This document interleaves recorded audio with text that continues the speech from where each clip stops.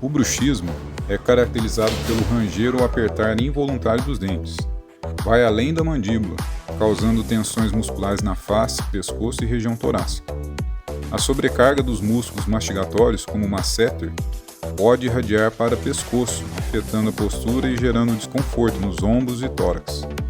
O tratamento, como quiropraxia, fisioterapia e técnicas de relaxamento, ajudam a aliviar as dores e restaurar o equilíbrio. Se você sofre com esses sintomas, agende já a sua sessão agora e sinta como é possível recuperar o bem-estar com rapidez e eficácia.